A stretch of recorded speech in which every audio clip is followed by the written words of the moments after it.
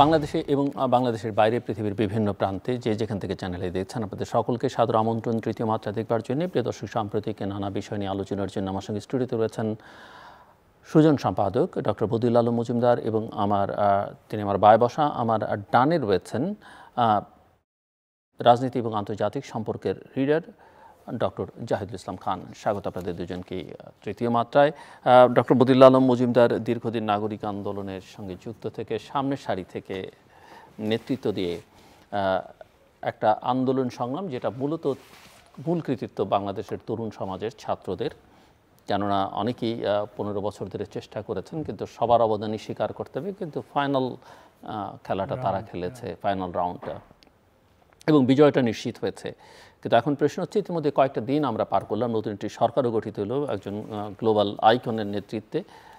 আকাঙ্ক্ষা পূরণের পথে আমরা আছি কিনা, বা কতটা আছি, বা এখন যে স্বপ্ন বুকে নিয়ে যে সাহস করে বন্দুকের নলের সামনে বাংলাদেশের তরুণরা দাঁড়াতে পেরেছে, সেই স্বপ্ন পূরণ আসলে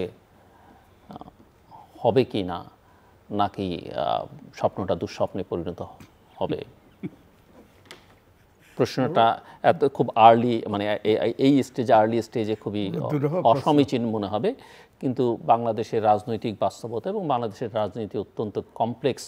মানে রাজনীতির ছাত্র হিসেবে আমার কাছে মনে হয় একজন প্রাক্তন বিমান বাহিনী কর্মকর্তা এবং গবেষক হিসেবে ডক্টর জাহিদেরও হয়তো এরকম। আর আপনি তো নিজে একসময় রাজনীতির সঙ্গে যুক্ত ছিলেন, আর নাগরিক আন্দোলনের সঙ্গে তো দীর্ঘকাল ধরে আপনি যুক্ত। সো এটা বোধহয় আমাদের কারোর মধ্যে ভিন্নমত হওয়ার কোনো সুযোগ নেই যে বাংলাদেশের মতো এত জটিল রাজনীতি পৃথিবীর আর খুব কম দেশে আছে সম্ভবত। অত্যন্ত জটিল। অনেক ধন্যবাদ। প্রথমত আপনি বলেছেন যে আমাদের ছাত্র তরুণদের নেতৃত্বে আমরা এই যে গণ আন্দোলন হলো, গণজাগরণ হলো, গণবিস্ফোরণ হলো, যে নামে বলতে চাই, কেউ কেউ বিপ্লবও বলে, তাদের নেতৃত্বে হয়েছে। এবং জনগণের বিপ্লব বললে তো সরকারকেও বিপ্লবী হতে হবে, বিপ্লবী বলতে হবে, এবং তাদের নেতৃত্বে হয়েছে এবং জনগণের সম্পৃক্ততায়। এবং আপনি আরও বললেন যে অনেকেরই এই ক্ষেত্রে অবদান ছিল। অনেক বছর থেকেই যে অসন্তোষ সৃষ্টি হয়েছে, যে এইরকম মানুষের মধ্যে ক্ষোভ, মানে ক্রোধ সৃষ্টি হয়েছে, যার ফলে একটা বারুদের স্তূপের মতো সৃষ্টি হয়েছিল। তো ওটারই বিস্ফোরণ ঘটেছে তাদের নেতৃত্বে। এবং এটা একদিনের সৃষ্টি হয়নি, এটা আকাশ থেকে মেয়াফল হিসাবে পড়ে নেই। তো তাদের অবশ্যই তাদের স্মার্ট নেতৃত্ব এবং আমি বলবো প্রজ্ঞাশীল নেতৃত্বের ফলেই বিস্ফোরণ ঘটেছে। তো এখন আপনি যে প্রশ্ন করেছেন তার উত্তর আপনি নিজেই দিয়েছেন যে ইট মে বি টু আর্লি। এটা হয়তো খুব এই প্রশ্ন করাটা বোধহয় আরও একটু আমাদের অপেক্ষা করা দরকার। তবে এটাও ঠিক যে এই সরকার আমাদের প্রফেসর ইউনূসের নেতৃত্বে সৃষ্টি হয়েছে, এই সরকারকে সফল হইতে হবে এবং এর কোনো বিকল্প নেই। এবং তাদের সফলতা কিন্তু আমাদের সকলের সফলতা, তাদের ব্যর্থতা কিন্তু আমাদের সকলের ব্যর্থতা। সাফল্য বা ব্যর্থতা তো আকাঙ্ক্ষা বা অভিশাপ দিয়ে নির্ণীত করা যাবে না, নির্ণয় করা যায় না সবসময়, তাই না? তাই প্রশ্ন করাটা অতি মানে অল্প সময়ের মধ্যে, অল্প সময়ের ব্যবধানে হলেও কিন্তু প্রশ্নটা করতে হবে। কারণ তাদেরকে যদি সফল হইতে হয়, তাহলে তারা যদি কোনো ভুল ত্রুটি করে কিংবা কোনো ক্ষেত্রে তারা সঠিক পথে অগ্রসর হচ্ছে না, আমাদের দায়িত্ব হবে তাদেরকে সেগুলো স্মরণ করিয়ে দেওয়া, তাদের শুভাকাঙ্ক্ষী হিসাবে, তাদের সমালোচক হিসাবে নয়, যাতে তারা সঠিক পথে অগ্রসর হতে পারে এবং যেই আকাঙ্ক্ষা নিয়ে এই গণজাগরণ, গণবিস্ফোরণ ঘটেছে সেটা পূর্ণতা পায়। তো আমি এই গণজাগরণের, গণবিস্ফোরণের থেকে দুটো মেসেজ আমার কাছে সুস্পষ্ট। একটা হলো যে যারা অপরাধ করেছে এই এত বছর ধরে, তাদের সর্বোচ্চ শাস্তি হওয়া দরকার এবং তাদের দৃষ্টান্তমূলক শাস্তি হওয়া দরকার।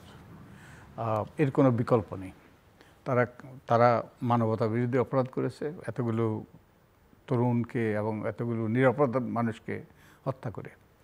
তারা অনেকগুলো ফৌজদারি অপরাধ করেছে, গুম, বিচার বহির্ভূত হত্যা, তারপরে খুনও, অতীতে যেসব খুন হয়েছে এগুলো গুরুতর ফৌজদারি অপরাধ, এবং একই সাথে তারা দেওয়ানি অথবা ওই যে আর্থিক অপরাধ করেছে, লুটপাট, তারপরে দুর্নীতি এবং অর্থ পাচার।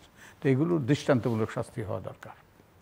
আরেকটা বার্তা আমি পেয়েছি, সেটা হলো নেভার এভার এগেইন। যে এই কর্তৃত্ববাদী ফ্যাসিবাদী সরকার আমাদের উপর জেগে বসেছিল, সেটা যেন আবার কোনোভাবেই ফিরে না আসতে পারে। তো তার জন্য আমাদের তরুণরাই, আমাদের যখন নিরাপদ সড়ক আন্দোলন চলছিল, তখন তরুণরাই কিন্তু একটা দাবি তুলেছিল, একটা স্লোগান তুলেছিল, রাষ্ট্র মেরামত।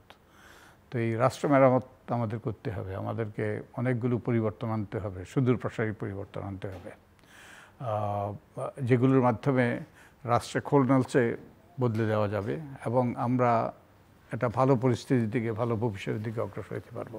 তো প্রথমটার কথা যদি আমি বলি, যে যারা এই সকল গুরুতর অপরাধ করেছে তাদের দৃষ্টান্তমূলক শাস্তি হওয়া দরকার, যাতে শাস্তি না হলে, কারণ যাদের অপরাধ করে যদি শাস্তি না হয় তাহলে এই যে অপরাধ আরও উৎসাহিত হয়, তাই তাদের শাস্তি হওয়া দরকার। তো এখন শাস্তির জন্য অনেকগুলো মামলা হচ্ছে, অনেকগুলো ক্ষেত্রে অনেকেই, বিশেষত যাদের প্রাণহানি ঘটেছে তাদের পরিবার থেকে অনেকগুলো মামলা হচ্ছে। তো এখন এই মামলাগুলো যেইভাবে দেওয়া হচ্ছে সে নিয়ে আমি আইনজ্ঞ নই, তবু আমার মনে কিছুটা যে এগুলো সফল হবে কিনা সে নিয়ে প্রশ্ন রয়েছে। সবাইকে খুনের মামলা ঢালাওভাবে, এবং এগুলোর কি এভিডেন্স আছে, এগুলো কতটুকু তারা সংগ্রহ করেছে সে ব্যাপারে আমি নিশ্চিত নই।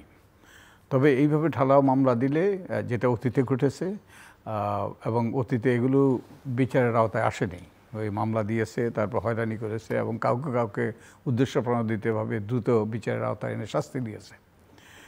তো আমাদের একটু এইসব ব্যাপারে একটু চিন্তাভাবনা করা দরকার। আমাদের আরও এই যে অপরাধগুলো চিহ্নিত করা দরকার, সুস্পষ্টভাবে অপরাধগুলো চিহ্নিত করে যারা আসলেই অপরাধের সাথে যুক্ত আছে তাদের বিরুদ্ধে মামলা দেওয়া দরকার। তো আমি মনে করি, আমার ওই যে আমি আইনজ্ঞ নই, তবু আমার পরামর্শ হবে যে তারা যদি একটা যে লিগ্যাল সেল তৈরি করে, যেমন 50 জন, উদাহরণস্বরূপ 50 জন আইনজ্ঞ নিয়ে, এই আইনজ্ঞরা বিভিন্ন রকমের স্কিল, বিভিন্ন ধরনের দক্ষতা সম্পন্ন, কেউ সিভিল, কেউ ক্রিমিনাল, কেউ অন্যান্য দক্ষতা সম্পন্ন ব্যক্তিদেরকে যুক্ত করে, এবং এই দ্রুততার সাথে তারা যেন যারা এই যে যাদের প্রাণহানি ঘটেছে কিংবা যারা আহত হয়েছে তাদেরকে যেন তারা গাইড করে, এবং তারা যেন, এবং সাথে সাথে এদের সাথে কিছু আইনজ্ঞ নয় কিন্তু যারা তথ্য সংগ্রহ করতে পারবে সেই ধরনের একদল লোক যদি কাজ করে, তাহলে এই মামলাগুলো অনেক টেকসই হবে। এই মামলাগুলোর মাধ্যমে যাদের বিরুদ্ধে যারা অপরাধ করেছে তাদের শাস্তি দেওয়ার পথ সুগম হবে। এটা একটা। আর দ্বিতীয়ত হলো রাষ্ট্র মেরামতের কাজটা, এটা দুরূহ কাজ। এখন যেটা আমাদের জানা দরকার, যে রাষ্ট্র মেরামত বলতে আমরা এক একজন এক এক জিনিস বুঝি। যে কেউ বলছে সংবিধান নূতন করে প্রণীত হতে হবে, নূতন করে পুনর্লিখন করতে হবে। আবার কেউ বলছে যে আমরা সংবিধানের কিছু কিছু ক্ষেত্রে পরিবর্তন করা। তো আমাদের এই ব্যাপারে একটা সিদ্ধান্ত নিতে হবে। এটা আমার মনে হয় আমাদের উপদেষ্টা পরিষদেই প্রাথমিক সিদ্ধান্ত নিতে হবে। তাদের একটা ভিশন, তারা কি করতে চায়, এটা যদি জানা যায় তাহলে অনেকেই আমরা সহায়তা করতে প্রস্তুত, আমরা সহায়তা করতে পারি। তো আমার মনে হয় তারা এই ধরনের একটা, যে তারা নিজেরা আলাপ আলোচনা করে সময় নিয়ে অন্যদের সাথে কথাবার্তা বলে যে তারা কতটুকু যেতে চান, তারা রাষ্ট্র মেরামত বলতে কী বুঝেন, এবং তাহলে কিন্তু অনেক কিছু পরিষ্কার হবে। তাহলে অনেক কিছু পরিষ্কার হবে যে কত সময় লাগবে এবং কি করণীয় এবং কারা কারা সহায়তা করতে পারে। যেমন আমরা ওই যে অপরাধের ব্যাপারে বলতে পারি যে যারা টাকা পয়সা পাচার করেছে, বিরাট অঙ্কের অর্থ পাচার করেছে, আমাদের বাংলাদেশে হয়তো তেমন স্কিল নাই, তেমন এই ব্যাপারে দক্ষতা সম্পন্ন ব্যক্তির সীমাবদ্ধতা আছে, সীমিত সংখ্যক, কিন্তু আমাদের অনেক বিদেশি বন্ধুরা আছে, আমাদের অনেক এক্সপ্যাট্রিয়েট আছে যারা এবারে সহায়তা করতে পারে। তো আমার মনে হয় এই যে এই রকমের একটা পরিকল্পিতভাবে যদি অগ্রসর হয়, যেমন তারা যদি এই রাষ্ট্রমেরামতের ব্যাপারে তাদের একটা ওই যে প্রথম ভিশন, তারপরে মেবি রোড ম্যাপ, তারপরে মেবি সুস্পষ্ট প্রস্তাব, এগুলো যদি প্রস্তুত করে রাজনৈতিক দলের সাথে আলাপ আলোচনা করতে পারে এবং সেটা হবে ফলপ্রসূ আলোচনা, তার মাধ্যমে একটা ঐক্যমতে পৌঁছতে পারে। জি, আসবো আবার আপনার কাছে ডক্টর মোহাম্মদ জাহিদুল ইসলাম খান। ধন্যবাদ জিলুর ভাই, আপনার মাধ্যমে দর্শক শ্রোতাদের সাথে আবারও যুক্ত হতে পেরে আনন্দ বোধ করছি এবং একই সাথে স্যারের সাথে একই টেবিলে বসে কথা বলার সুযোগ পাওয়া গেল। স্যার যে ব্যাপারটা বলছিলেন শাস্তির ব্যাপারে, ওটার জন্য ওটার ব্যাপারে কিছু চিন্তাভাবনা অথবা কীভাবে করা যায় সেরকম কিছু কিছু গাইডলাইন অন্যান্য জায়গায় আছে। একটা হতে পারে যেমন guidance notes on the secretary general, যেটা আমি নিয়ে এসেছি, of the United Nations approach to the transitional justice system. এটার মধ্যে অনেকগুলো এলিমেন্ট আছে, আমি এটাতে পরে আসবো, বাট আমি খুব একটা সফট জায়গা থেকে আজকের আলোচনাটা শুরু করতে চাচ্ছি। আমি একজন নাগরিক হিসেবে এটাকে কেউ বিপ্লব বলছে, অভ্যুত্থান বলছে, এবং একজন রিসার্চার হিসেবে কীভাবে দেখি, নাগরিক হিসেবে আমার কাছে সবচেয়ে দাগ কাটার মতো একটা ব্যাপার যেটা ঘটেছে, অবশ্যই এখানে অনেক দুঃখের ঘটনা আছে, শহীদের ঘটনা আছে, বাট আমার কাছে একটা গান যেদিন প্রথম বেরোলো, যে বর্ষা মেহজাবিনের গানের শব্দগুলো, ভুলে যাও, কথাটা এরকম ছিল, ভুলে যাই আমি, ভুলে যাও তুমি, ভুলে যাক পুরো জাতি, কিভাবে মানুষ মরছে অকালে, কিভাবে কেটেছে রাতি, আমি ভুলে যাই কিভাবে বুলেট ছিদ্র করেছে মুগ্ধকে, তুমি ভুলে যাও আবু সাঈদের বিশ্বাসে ভরা বুকটাকে। আমি এটাকে শুধু একটা গান হিসেবে চিন্তা করছি না, এখানে এটা অ্যাকচুয়ালি জেনজি যাদেরকে আমরা বলছি, তাদের যে সাইকিটা, তারা যে কিভাবে দেশটাকে দেখে, সেটার একটা প্রতিফলন। গানটা কিন্তু স্যাটারিস্টিক, আপনাকে ভুলে যেতে বলছে, বাট আপনি যতই শুনছেন আপনার আর ভুলতে পারছেন না। একই গানের আরও লাইন আছে, এটার মধ্যে দেশপ্রেম আছে, আমার শ্মশান বাংলা ভালো নেই আজ, তবু তাকে আমি ভালোবাসি, এবং একটা পলিটিক্যাল মেসেজও আছে, গো ধরে থাকুক আরও শের মানুষ, আঁকড়ে থাকুক গদি, পরে কোনো দিন পর কোনো গানে ফিরবো আমরা, এই প্রাণটা থাকি যদি। এখন একটা যেভাবেই আপনি এটাকে আখ্যায়িত করেন, এটা এই জেনারেশনটাকে বুঝতে হলে এদের ভাষার প্রকাশটা এবং এদের আবেগের যে জায়গাটা আছে, সেই জায়গাটার অনুধাবনটা এই ধরনের ছোটোখাটো ইসের মাধ্যমে আসে। এবং আমি আরেকটু দেখলাম যে মেয়েটা কিন্তু একটা প্রাইভেট ইউনিভার্সিটিতে পড়ে, যাদের কিন্তু খুব একটা কোটা অথবা সরকারি চাকরি করার দরকার পড়ে না। আমি এমনও দেখেছি এই আন্দোলনে অথবা এই গণজাগরণে অংশগ্রহণটা এমন স্বতঃস্ফূর্ত হয়ে গিয়েছিল একটা সময় এসে, এটা কিন্তু আর শুধু না, ছাত্রের সাথে ছাত্রের বাবা মা যাচ্ছে, ইংলিশ মিডিয়ামের সাথে বাংলা মিডিয়াম যাচ্ছে, পাবলিকের সাথে প্রাইভেট যাচ্ছে, এবং সবাই একটা অলমোস্ট একটা ইউফোরিক একটা ইসের মাধ্যমে, যে না আমার দায়িত্ব। তাহলে এই জিনিসটার মাধ্যমে একটা মেসেজ তো খুব ক্লিয়ার চলে আসলো যে আমরা কি চাই, আমরা কি কোনটা চাচ্ছি। এবং আরেকটা খুব গুরুত্বপূর্ণ উপাদান এই পুরো জিনিসটার মধ্যে, এদের যেই আদর্শিক জায়গাটা, এটা কিন্তু স্বাধীনতা যুদ্ধের পরে আমরা যেভাবে আদর্শিক জায়গায় বাংলাদেশকে নিতে চেয়েছিলাম, সেটার সাথে অ্যালাইন্ড। ওদের কথাবার্তায় অথবা ওদের উদাহরণে, অথবা আপনি যদি ফেসবুক পোস্ট দেখেন, ওখানেও কিন্তু স্বাধীনতার পরে আমরা বাংলাদেশকে যেখানে নিতে গিয়েছিলাম সেই জায়গাটার সাথে অ্যালাইন্ড। তো এটার পরের যেই ব্যাপারগুলো ঘটেছে, মানে এটা তো ধরেন ওই সময়টা, বাট এরপরে আবার কিছু ঘটনা আমরা দেখতে পাচ্ছি, অথবা এখন এবং কিছুদিন আগের মধ্যে, যেগুলোতে হয়তোবা এটা সুযোগ করে দিচ্ছে একটা কাউন্টার ন্যারেটিভ তৈরি করার জন্য, যেটা নাকি এই মহৎ একটা সবাই মিলে একটা যেই অভ্যুত্থান অথবা গণজাগরণ অথবা ছাত্র জনতারটাই আছে, সেটাকে মেলাইন করার একটা সুযোগ তৈরি করে। উদাহরণ হতে পারে যে ধরেন, যেহেতু আমি শিক্ষকতাও করি, অনেক শিক্ষকের কিন্তু ক্ষেত্রে শিক্ষকদের সাথে আচরণটা যেভাবে হয়েছে, এটা মোটেই গ্রহণযোগ্যতার মধ্যে পড়ে না। অনেকের কাছেই এটা খুব অগ্রহণযোগ্য মনে হয়েছে।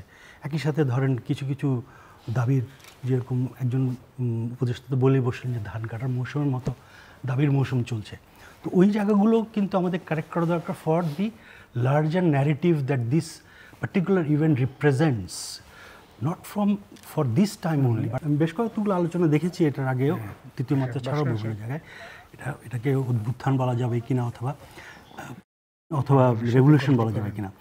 রেভলিউশনকে সংজ্ঞায়িত করার বেশ কিছু চিন্তক এবং লেখক করেছেন। সবচেয়ে থিয়েটার স্কোপালের যে বইটা আছে, যেখানে স্টেটস অ্যান্ড সোশ্যাল রেভলিউশনের উপর উনি ডিফাইন করছেন, এবং ফ্রান্স, রাশিয়া এবং চায়নার রেভলিউশনের উপরে বেসিস করে উনি 3টা ফ্যাক্টরের কথা বলেছেন। এছাড়াও আরও অনেকে আছেন। আমাদের সমসাময়িক এখনকার সময়ের সবচেয়ে প্রভোকেটিভ একজন ফিলসফার আছেন স্লাভো জিজেক, স্লোভেনিয়ার। উনারও কিছু লেখালেখি আছে রেভলিউশনের থিওরির উপরে। বাট স্কোপালের যেই 3টা বেসিক যেই জিনিসগুলো আছে, একটাকে যে কোনো একটা মুভমেন্টকে যদি আপনি বিপ্লব বলতে চান, তাহলে প্রথম যেটা, সেটা হলো এটা একটা রাজনৈতিক এবং আর্থসামাজিকের সম্পর্কের মিথস্ক্রিয়া তৈরি হবে, এবং রাজনৈতিক সংকট যখন রাষ্ট্রকে দুর্বল করে দিবে তখনই এটা সম্ভব হয়। এবং এই কথাটা সে বলছে যে এটা কোনো ব্যক্তি বা গোষ্ঠীর শুধুমাত্র ইচ্ছাকৃত কার্যকলাপ দিয়ে হবে না, এখানে রাজনৈতিক একটা সংকট থাকতে হবে। আপনার রাজনৈতিক সংকট না থাকলে কখনো কোনো বিপ্লব হবে না। তাহলে এই কন্ডিশনটা হয়তো বা ছিল, যেটার স্ফুরণটা এখানে ঘটেছে। দ্বিতীয় যে পয়েন্টটা উনি বলছেন সেটা হলো এটার মধ্যে একটা জাতীয় এবং আন্তর্জাতিক প্রেক্ষাপট দ্বারা এটা প্রভাবিত হবে। এবং এই ঐতিহাসিক সময়কালে যে ঘটনাটা ঘটছে সেটার মধ্যে এটার গুরুত্বপূর্ণ একটা পার্থক্য তৈরি হবে। কিসের মাধ্যমে? আগের কোনো রেভলিউশনের সাথে বর্তমানে কোনো রেভলিউশনের পার্থক্য। এইটা আবার যদি আপনি ফ্রান্স ফ্যাননের বই পড়েন, যেটা অফ ন্যাশনাল কালচার, এবং এটাকে খুব সুন্দর করে রিসেন্টলি একজন শুভ বাসু আমাদের স্বাধীনতা যুদ্ধের উপরে কীভাবে, হ্যাঁ, উনি যে বইটা লিখেছেন, যে কথাটা এরকম যে it is at the heart of national consciousness that international consciousness grows. তার মানে আপনার জাতি চেতনার ভিতরেই কিন্তু আপনি আন্তর্জাতিকতাটা গ্রো করছে।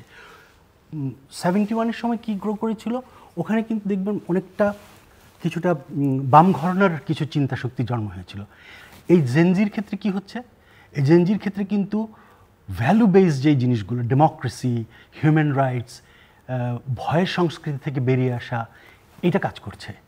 তার মানে যদিও আন্তর্জাতিকতাটা আছে, বাট আন্তর্জাতিকতাটার মধ্যে বেশিরভাগ পোর্শনই কিন্তু একটা উদার লিবারেল ডেমোক্রেটিক একটা ভ্যালুজের উপরে তার চাওয়াটা অ্যালাইন হচ্ছে, মোর দ্যান হোয়াট ইট ওয়াজ। আমরা যদি ওই সময় একই রকমই জিনিস ছিল, বাট ওটার মধ্যে একটা তাত্ত্বিকতার দিক থেকে ওটা কিছুটা বাম ঘরানার দিকে আপনি চিন্তা করতে পারেন। থার্ড এবং সবচেয়ে গুরুত্বপূর্ণ যে পয়েন্টটা, এবং যেটার জন্যই আমার কাছে মনে হয়েছে যে এটাকে বিপ্লব এখনও বলা সম্ভব না, সেটা হলো স্কোপাল বলছেন যে এই সময়ে রাষ্ট্রটাকে আপনি একটা এরেনা হিসাবে চিন্তা করতে পারবেন না, যে রাষ্ট্র আপনার ক্ষমতার, রাষ্ট্র কেবলমাত্র বিভিন্ন আর্থসামাজিক গোষ্ঠীর সংগ্রামের ক্ষেত্র না, রাষ্ট্র একটা অ্যাক্টর, এবং রাষ্ট্রকে পুনর্গঠন করা যদি না করতে পারেন, একটি রাজনীতি এবং সংকটের মধ্যে যে সম্ভাবনাটা তৈরি হয়েছে সেটা যদি পুরোপুরিভাবে রাষ্ট্রটাকে একটা অ্যাক্টর ধরে যদি এটা পুনর্গঠন না করতে পারেন, তাহলে এটা আপনার বিপ্লব হবে না, এটাকে আপনি বিপ্লব বলতে পারবেন না।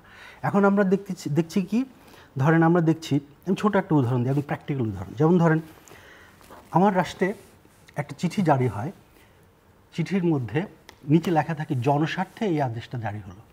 যেই লোকটাকে 15 বছর আগে চাকরি থেকে অব্যাহতি দেওয়া হয়েছে, সেটার নিচেও একই কথা ছিল। যাকে আবার আজকে পুনর্বহাল করা হয়েছে, তার নিচেও কিন্তু একই কথা লেখা আছে, জনস্বার্থে। এই জনস্বার্থটা কে বিচার করছে, কি মাপদণ্ডে বিচারিত হচ্ছে, এবং কেন এই অথরিটিটা একজন জনস্বার্থ হিসেবে নিচ্ছে, এটা এখন তাহলে কোথায় দাঁড়াচ্ছি আমরা? তাহলে আমাদেরকে একটা সিস্টেমিক একটা রিফর্ম অথবা পুনর্গঠনে আসতে হবে। সেটার জন্য প্রথমে একটা সাংবিধানিক রিরাইটিং অথবা সাংবিধানিক একটা কিছু পরিবর্তনে আসতে হবে, এবং প্রত্যেকটা ইনস্টিটিউশনের যে প্রসেসের মাধ্যমে এই জিনিসটাকে আমি লেজিটিমাইজ করছি যে এটা জনস্বার্থে তোমার চাকরি চলে গেল, জনস্বার্থে তোমার চাকরি আসলো, এই জনস্বার্থটা আমাকে ডিফাইন করার একটা মেকানিজম দাঁড়া করাতে হবে। যদি আমি ছোট করে একটা জায়গা, এই জিনিসগুলো যদি আমরা না করতে পারি এই সুযোগটার মধ্যে, যে সুযোগটা আমাদেরকে জেনজি এই সময় করে দিল, তাহলে আমার মনে হয় এটাকে আপনি বিপ্লব বলা হয়তোবা খুব কঠিন হয়ে যাবে, আপরাইজিংও বলবেন, অথবা কিছুদিন পরে এটা একটা অ্যাবারেশন হিসেবে হিস্ট্রিতে স্থান পাবে। এই বড় ছবিটা যখন আমাদের মধ্যে না থাকবে, তখন কিন্তু আমরা শুধু ইউফোরিয়ার মধ্যে, ইমোশনের মধ্য দিয়ে চলতে থাকবো। বাট একটা গবেষক হিসেবে আমার কাছে মনে হয় যে এই জায়গাগুলো আমাদের খুব সুন্দর করে আপনি যথার্থভাবে একাডেমিক বিশ্লেষণটা করেছেন, কিন্তু নামে কি বা আসে যায়, এখন সেই কথাও বলতে হবে যে আসলে এবং ইমোশন দিয়ে আসলে মুভমেন্ট হয়, সাফল্য আসে।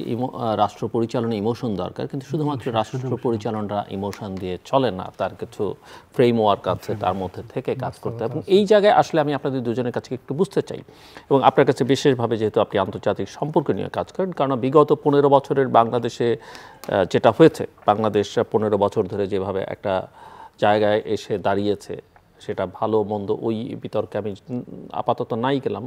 আমি জানি এর মধ্যে এই বিষয়ে আপনাদের মধ্যে বিতর্ক নেই, কিন্তু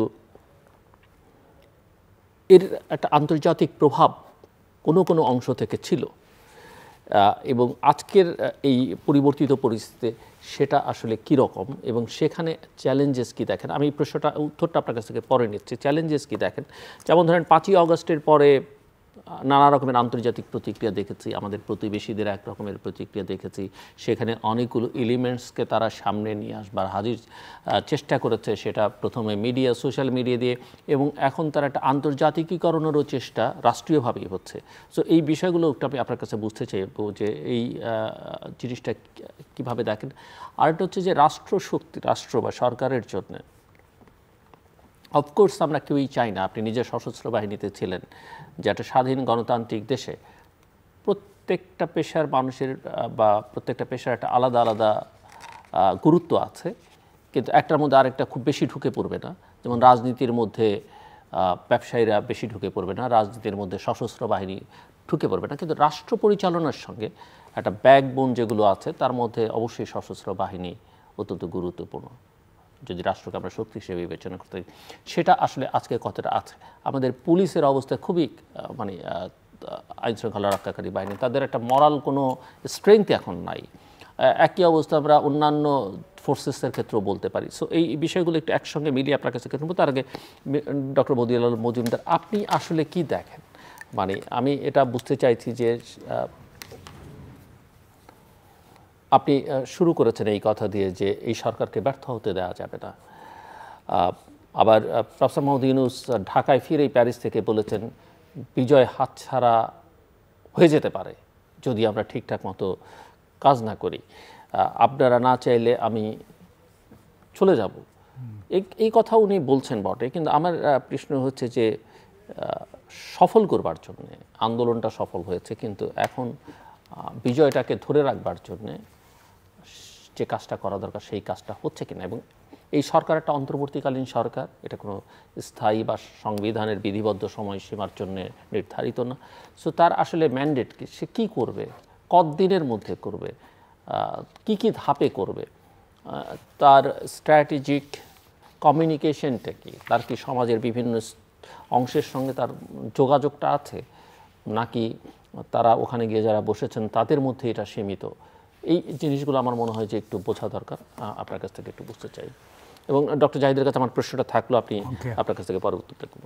আমার মনে হয় এই গণজাগরণ, গণবিস্ফোরণ হলো, তার মাধ্যমে একটা আকাশচুম্বী অনেকগুলো আকাশচুম্বী আকাঙ্ক্ষা সৃষ্টি হয়েছে, এবং যেগুলো কারো পক্ষেই পূরণ করা সম্ভবপর নয়, বিশেষত এই সরকারের পক্ষ তো পূরণ করা সম্ভবপর নয়।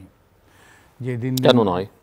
কারণ অনেকগুলো দাবি দেওয়া, অনেকগুলো পুঞ্জীভূত সমস্যা, পুঞ্জীভূত ক্ষোভ এবং অন্যায় অবিচার। কিন্তু এটা তো সম্ভব, ধরেন আপনি একদিনে সব পূরণ করতে পারবেন না, কিন্তু আপনার মধ্যে পূরণ করার ইন্টেনশন আছে, আপনার পূরণ করবার সক্ষমতা আছে, আপনি ধাপে ধাপে, এবং মানুষ যেন আপনার উপরে আস্থা রাখতে পারে এবং আস্থাটা বাড়ে, সেটা তো সম্ভব। এক্স্যাক্টলি, শুরু করতে হবে, এবং শুরু করতে হবে একটা প্রক্রিয়া মাধ্যমে এবং এই প্রক্রিয়ার মাধ্যমে যেন এটা ওই যে মঞ্জুলে মুকসুদে পৌঁছে, যেন ওই সমাধানে পৌঁছে আলটিমেটলি তারা যতদিন থাকলো তার মাধ্যমে সেই তারা যতটুকু করতে পারলো যেন এটা এই যে শেষ পর্যন্ত সফলতা অর্জন করে। তো যেমন এই যে এখন আমাদের অনেকগুলো সংস্কার করতে হবে, অনেকগুলো পরিবর্তন করতে হবে। যে আপনি অনেকগুলো কথা বলেছেন, যেমন যে আমাদের পুলিশ বাহিনী ভেঙে গিয়েছে, আমাদের প্রশাসন ব্যবস্থা করুন, এদেরকে পুনর্গঠন করতে হবে, এগুলো জরুরি। কিন্তু আমাদের দীর্ঘমেয়াদী এটা কিন্তু বোঝা যাচ্ছে না কে আছে কে নাই, কে কাকে সরাচ্ছে, কে কাকে উপরে তুলছে, কে কাকে নামিয়ে ফেলছে, কে কাকে ঝেঁটিয়ে বিদায় করছে, এটা কিন্তু বোঝা যাচ্ছে না। আমরা না বুঝলেও আই হোপ ওনারা বুঝেন এবং ওনারা একটা যৌক্তিকভাবে এবং সঠিকভাবে আমাদের তো বুঝতে হবে, আমরা যদি না বুঝি আমাদের আস্থাটা আসবে কোত্থেকে।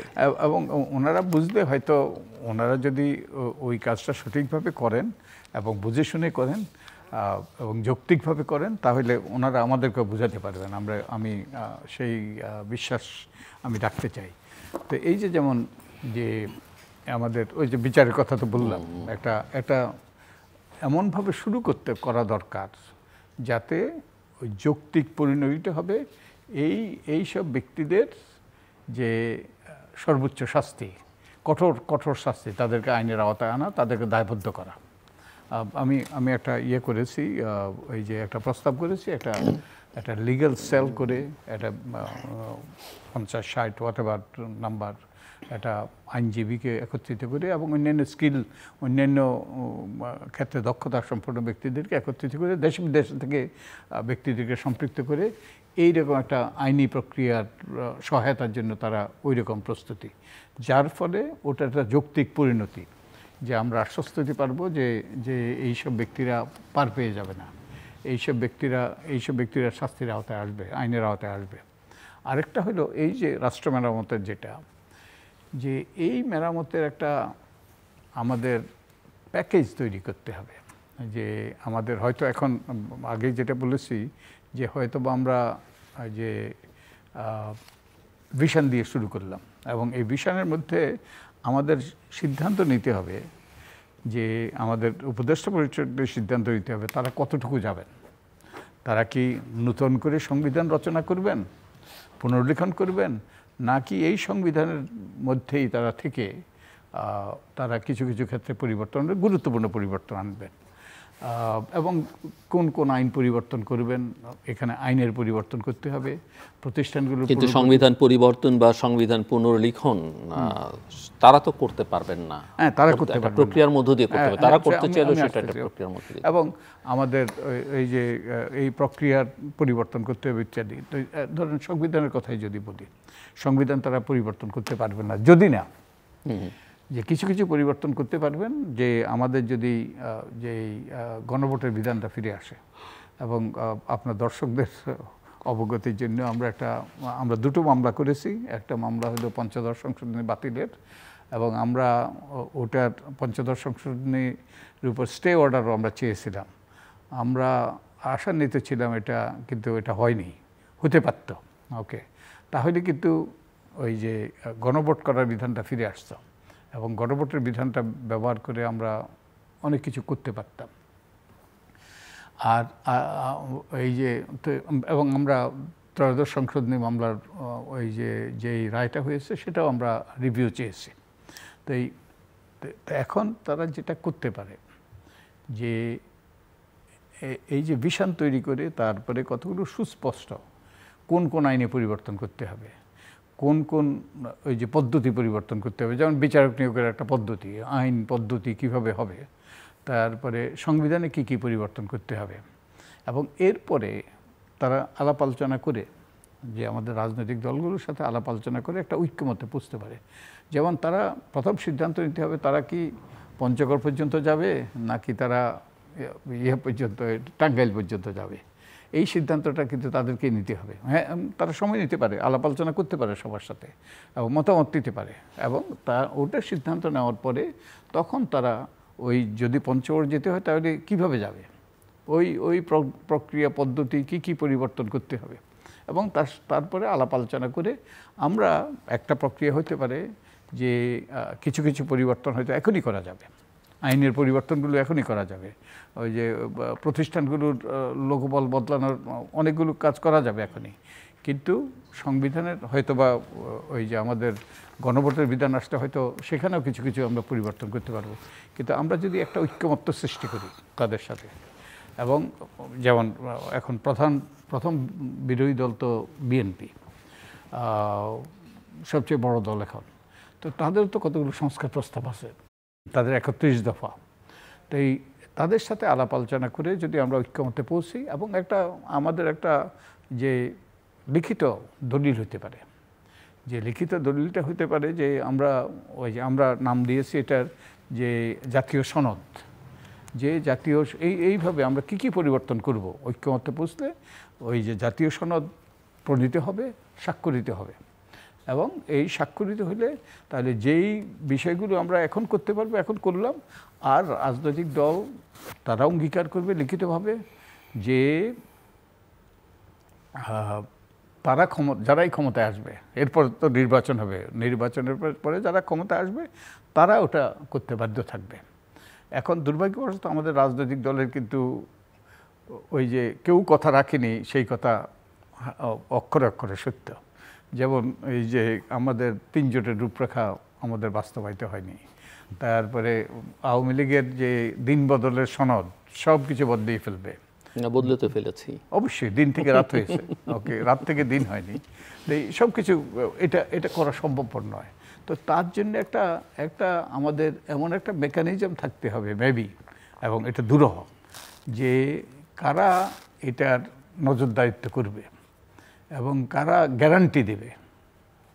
মেবি আমাদের ছাত্র তরুণরা সেই গ্যারান্টি দিতে পারে, কারণ তাদের নেতৃত্ব হয়েছে, এবং তারাই ওই যে they will be the guard, যে এই জিনিসগুলো বাস্তবায়িত হবে।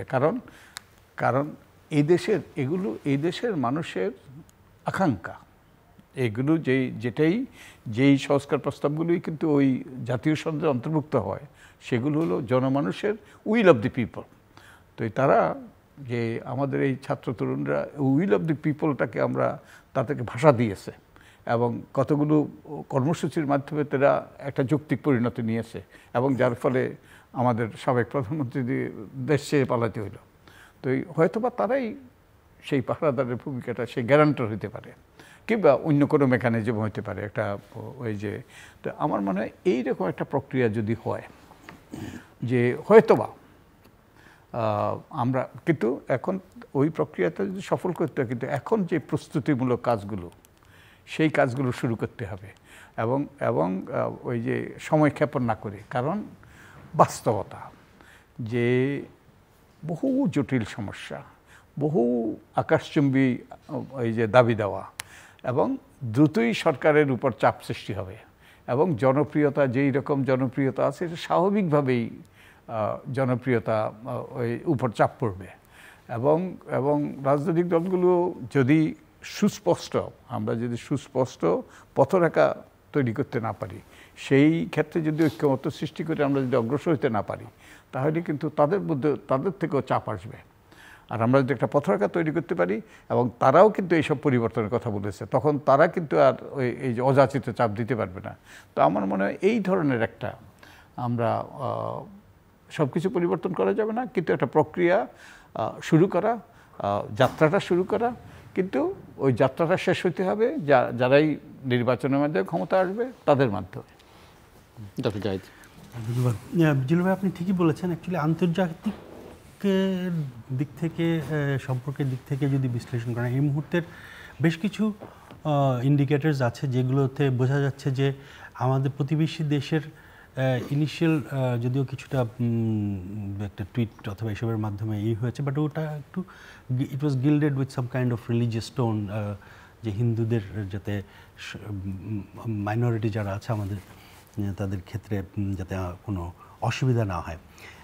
এই ক্ষেত্রে এবং বাংলাদেশ ইন্ডিয়া রিলেশনশিপের জায়গাটা অ্যাকচুয়ালি আমরা যে কোনো আলোচনায় প্রথমে নিয়ে আসি ৭১-এর কথা, যখন আমাদের স্বাধীনতা, তাদের যেই সাহায্যটা ছিল, শুধু সাহায্য না, ব্লাড ছিল, তাদের সোলজার মারা গেছে এখানে, এবং সেই জন্য আমাদের কৃতজ্ঞতা আছে। বাট একটা জিনিস আমরা একটু মানে আমি একটা এভিডেন্স দিয়ে কথাটা বলতে চাচ্ছি এই জন্য যে ওই সময়ের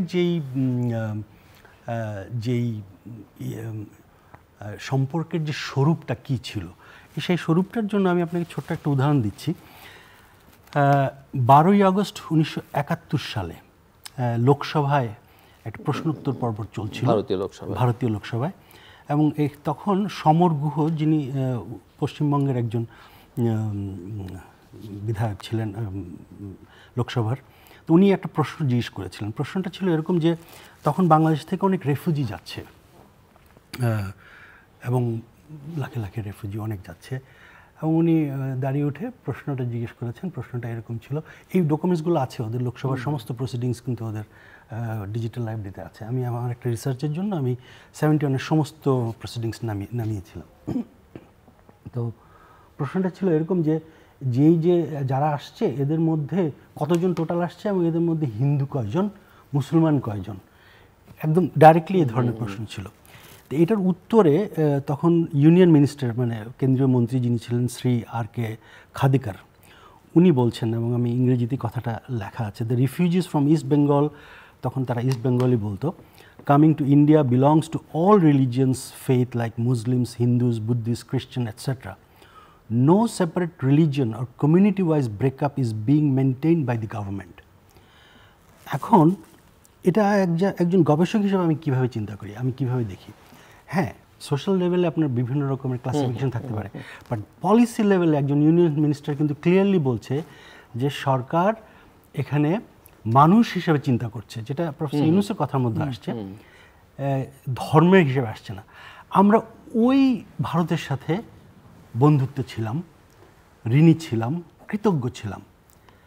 এখন যে ভারতটা আমরা দেখছি এবং কিছুটা পরিবর্তিত হয়ে যে ভারতটা এখন NRC, CAA এর মতো করছে এবং ওপেনলি জিনিসটাকে একটা সাইডে নিয়ে যাচ্ছে, একটা রিলিজিয়াস সাইডে নিয়ে যাচ্ছে, সেটাতে দুটো জিনিস হচ্ছে। একটা হলো এই যে জেনজি যারা আছে ওদের কাছে কিন্তু রিলিজিয়াস ডিভাইডটা খুব কম, একেবারেই নাই বললে চলে। আমি যেহেতু কিছুটা ইনভলভমেন্ট আছে এবং পড়াই এবং দেখার সুযোগ আছে, ওদের কাছে কিন্তু এখানে এই মুভমেন্টে সবাই ছিল, কিন্তু কারো মানে রিলিজিয়াস হিসেবে ছিল না, রিলিজিয়ন হিসেবে কোনো ভাগ ছিল না।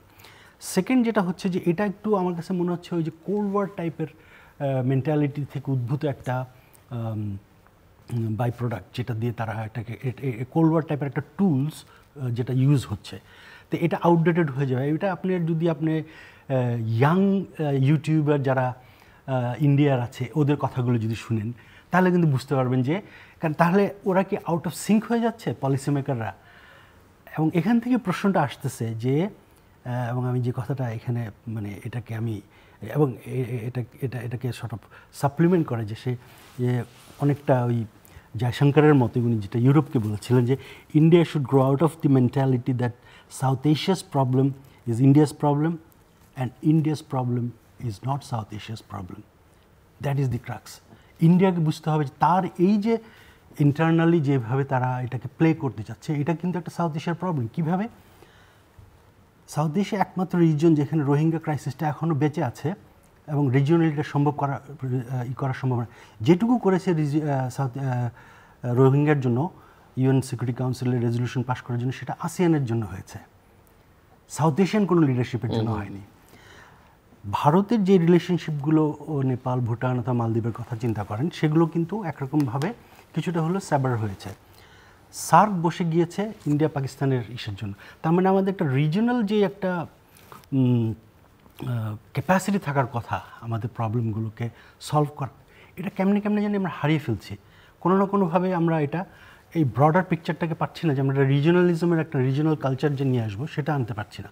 তাতে কি হয়েছে, এটার অল্টারনেটিভ কী তৈরি করেছি আমরা? মিনি ল্যাটারাল তৈরি করেছি, ছোটো ছোটো মিনি ল্যাটারাল করেছি। এটা কিন্তু একটা পাওয়ার পলিটিক্সের ডায়নামিক্সের মধ্যেই পড়ে। BBIN অমুক তমুক এগুলো করে আমরা করেছি, but it is not solving the big problem. কারণ ওইটার উদ্দেশ্যটা হলো একটা স্ফেয়ার অফ ইনফ্লুয়েন্সে রাখা একটা ছোট কান্ট্রিকে, যেখানে ওই ছোট মিনি ল্যাটারালের হেড করছে একটা বড় কান্ট্রি।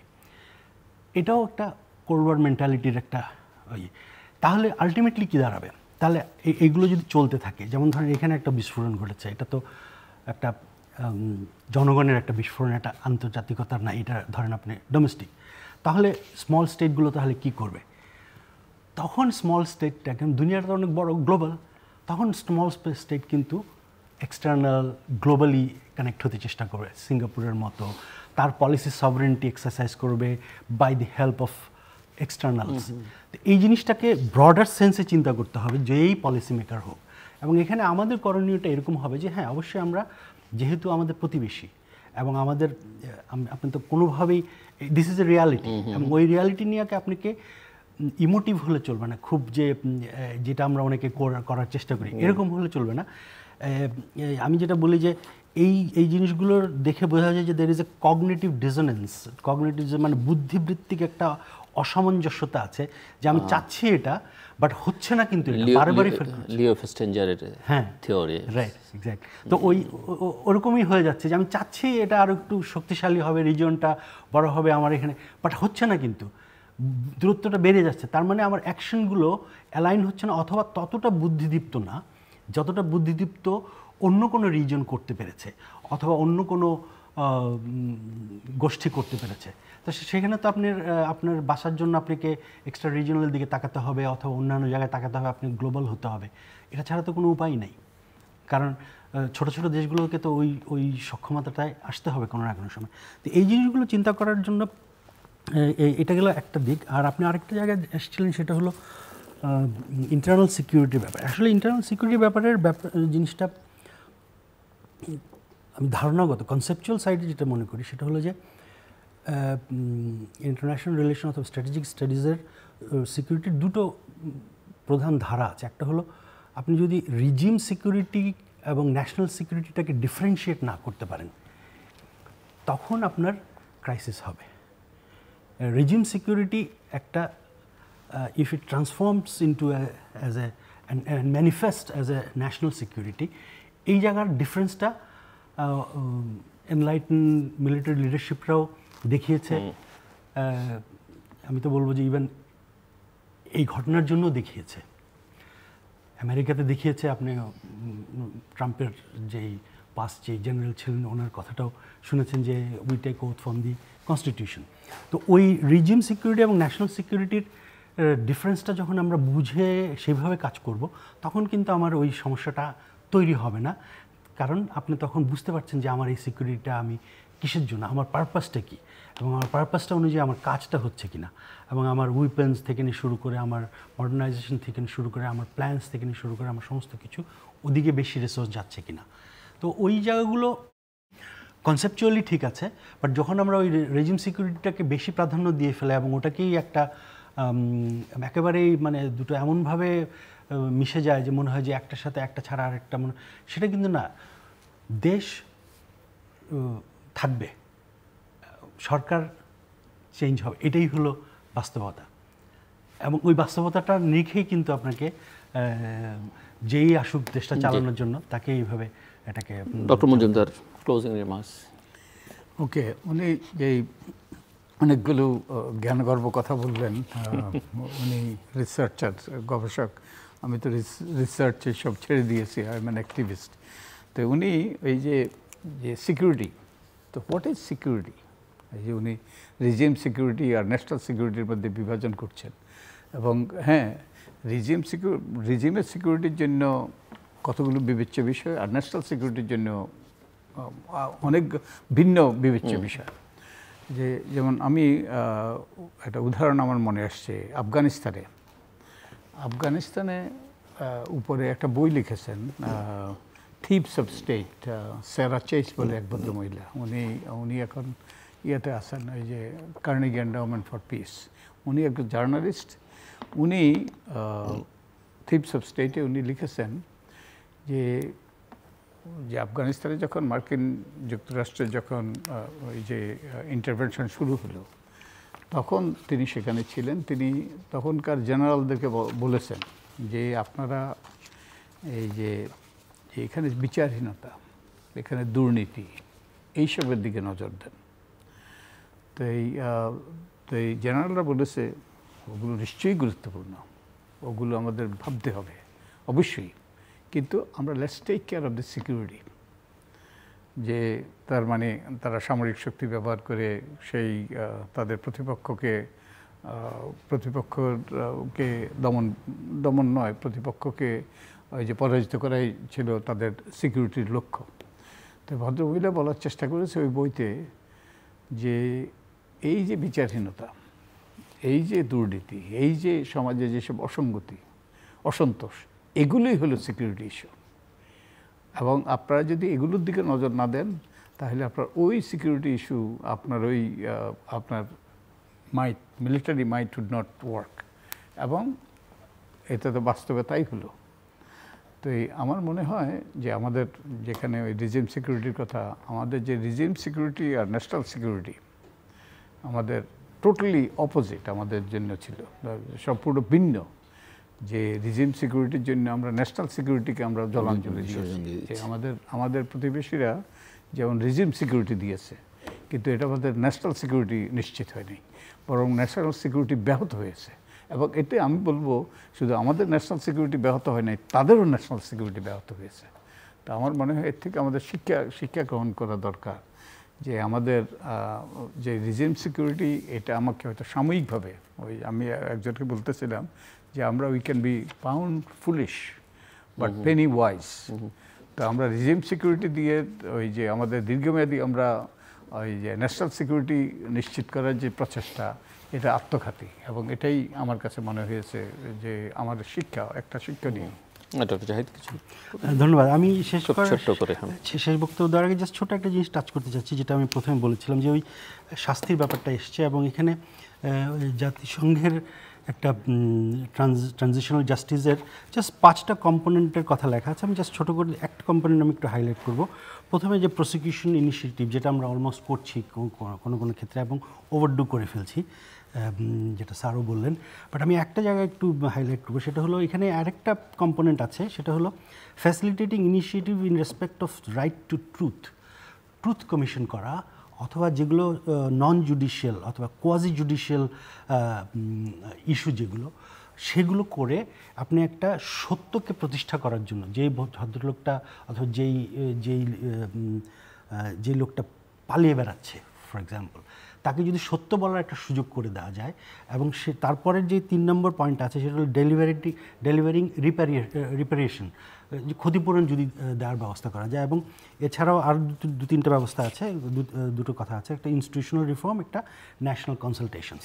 বাট এই ট্রুথ কমিশন করা অথবা ট্রুথের সত্যি কথাটা বের করে নিয়ে এসে তাকে বলতে সুযোগ দেওয়া, এবং তাকে রিহ্যাবিলিটেট করে রিকনসিলিয়েশনের প্রসেসের মাধ্যমে এটাকে আত্মীকরণ করা, তাহলে কিন্তু কিছু একটা যেটা হবে যে এই লোকগুলো পালিয়ে চিন্তা করবে না, ভয় পাবে না, অথবা অন্য একটা দলে যে একইভাবে একই কাজটা আবার করার চেষ্টা করবে না।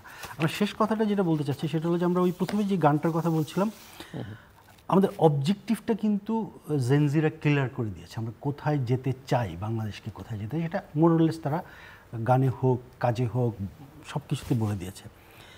যাওয়ার রাস্তাটা আমাদেরকে বেট করতে হবে। The roadmap is ours, it has to be the task that we have in hand. এবং ওই রোডম্যাপটা সত্য এবং শুধু সত্যের উপরই হতে হবে। এখানে যদি অর্ধসত্য হয় তাহলে যে সমস্যাটা, অর্ধসত্য কিন্তু মিথ্যার চেয়ে ভয়ঙ্কর, এটা সিদ্ধান্তহীনতায় ফেলে দেয় আপনাকে। সো ওই রাস্তাটা বের করতে হবে, এবং এই রাস্তাটা সত্য এবং শুধু সত্যের উপর হতে হবে, অর্ধসত্যের উপর না, মিথ্যার উপর তো নাই। জি, ডক্টর মজুমদার কিছু 30 সেকেন্ডস। আমার মনে হয় আমাদের এই যে রিকনসিলিয়েশন কমিশন, এটা ভালো ওই যে প্রস্তাব, কিন্তু আমাদের ডেজমন্ড টুটু আছে ওটা একটা। আরেকটা হলো আমাদের এই যে যাদেরকে আমরা ট্রুথ অ্যান্ড রিকনসিলিয়েশন কমিটির মাধ্যমে আপনি হবেন যে ডেজমন্ড টুটু, হ্যাঁ আপনি হবেন স্যার, ওকে, সেটা থ্যাংক ইউ আপনার সেই আস্থা আমার প্রতি। কিন্তু সেটা হলো আমাদের যাদেরকে ট্রুথ অ্যান্ড রিকনসিলিয়েশনের মাধ্যমে আপনি রিকনসাইল করার চেষ্টা করবেন, এদের অধিকাংশই কিন্তু অপরাধ কর্মকাণ্ড করেছে, এবং তাদেরকে অনেকেই কিন্তু প্রায় সকলেই বিচারের আওতায় আসা উচিত। তো এই যেগুলো অপরাধ করেছে সেগুলো তো বিচার আওতায় আসতে হবে, আর যেগুলো অপরাধ নয় কিন্তু সেমাই অপরাধ কিংবা এগুলো ক্ষতিপূরণ দিয়ে ওগুলো দিয়ে সমাধান করা যায়, কিন্তু এদের অধিকাংশই তো গুরুতর অপরাধ করেছে। So but this is something we should look into, আমরা আমাদের এটা নজর দেওয়া দরকার সিরিয়াসলি। দর্শক, আমরা অনুষ্ঠানের শেষ প্রান্তে। সামাজিক যোগাযোগ মাধ্যম ফেসবুক এবং এক্স, ইউটিউবে তৃতীয় মাত্রা লাইভ স্ট্রিম হচ্ছে, আপনারা দেখতে পারেন। টেলিভিশনের পর্দায় দেখতে না পারলে যে কোনো সময় যে কোনো স্থান থেকে ইউটিউবে তৃতীয় মাত্রা চ্যানেলটি সাবস্ক্রাইব করে পর্ব বা পুরোনো পর্বগুলো আপনারা দেখতে পারেন। ডক্টর মোহাম্মদ জাহিদুল ইসলাম খান এবং ডক্টর বদিউল আলম মজুমদার অসংখ্য ধন্যবাদ এই আলোচনা নেবার জন্য। দর্শক, আমরা কি চাই সেটা মোটামুটিভাবে জুলাই আগস্টে নির্ধারিত হয়েছে, হয়তো অনেক আগের থেকেই হচ্ছিল, কিন্তু সেটার প্রকাশটা মোটামুটি স্পষ্ট। এখন যারা রাষ্ট্র পরিচালনা আছেন তাদের উপরে অনেক কিছু নির্ভর করে এবং তাদের ভিশনটা এখন পর্যন্ত স্পষ্ট নন, তাদের রোড ম্যাপটাও স্পষ্ট নন। এবং আমার অতীতের যে কথা বলছেন, আমাদের দেশটা আসলে বলতে গেলে 53 বছর ধরেই অনেক ক্ষেত্রে মিথ্যার উপরে নির্ভরশীল, এবং অনেক ক্ষেত্রে আংশিক সত্য এখানে উচ্চারিত হয়, সত্য থেকে আমরা অনেক দূরে। কাজে সত্যটাকে প্রতিষ্ঠা করবার জন্য আমাদের মনোযোগ দিতে হবে, এবং রাষ্ট্রটাকে মেরামত করতে হলে আসলে এর আমূল কাঠামোগত সংস্কার দরকার বা কাঠামোগত রূপান্তর দরকার। সেই জায়গাটা যতক্ষণ পর্যন্ত আমরা মাথায় নিতে না পারবো বা আমাদের চিন্তার মধ্যে গ্রহণ করতে না পারবো, ততক্ষণ পর্যন্ত এই সংকট থাকবে এবং সংকট হয়তো আরও বাড়তে থাকবে। কাজেই যাদের বোঝার দরকার তারা বুঝবেন, এবং তার জন্য ওই যে রোড ম্যাপের কথা, কমিউনিকেশনের কথা, কোন পর্যন্ত যাবেন সেটা পরিষ্কার করবার কথা, সেগুলো খুব দ্রুততার সঙ্গে করলে সবার জন্য মঙ্গল হবে। আমাদের সঙ্গে থাকবার জন্য অসংখ্য ধন্যবাদ। আপনাদের সবার জন্য শুভকামনা।